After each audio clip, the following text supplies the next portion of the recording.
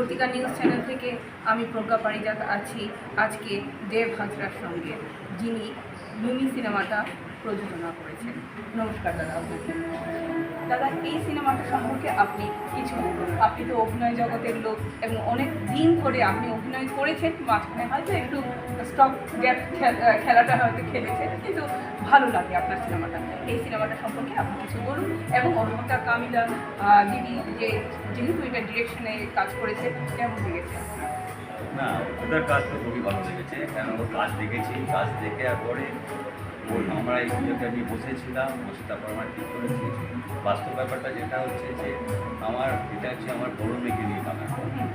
আমি একটা চিন্তা ভাবনায় ছিলাম যে একটা বানাবো। ওর ভিতরে অনেক লেখা আছে, আমার সঙ্গে ওর আলোচনা হলো। আলোচনা হওয়ার পরে ও স্ক্রিপ্টে কিছু মডিফাই করলো, আমার ভালো লাগলো। আমরা এটা আজ দেখি কী হয়ে আছে এটা।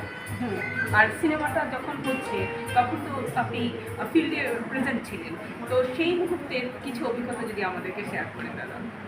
না, সেই মুহূর্তে তো একদম অভিজ্ঞতা মুহূর্ত খুবই আমাদের সবার খুব ভালো ছিল। আর সেকেন্ড কথা হচ্ছে আমাদের দিদি এখানে একটু বলছে না তো, ওদিকে কোথাও বলছে। আমি ওখানে অভিনয় করছি, আমি অভিনয় করে তোমার পুরনো জগৎটা ফিরে পেয়েছিলাম। হ্যাঁ, অল দ্য সব আমাদের ভালো লেগেছে। Thank you so much.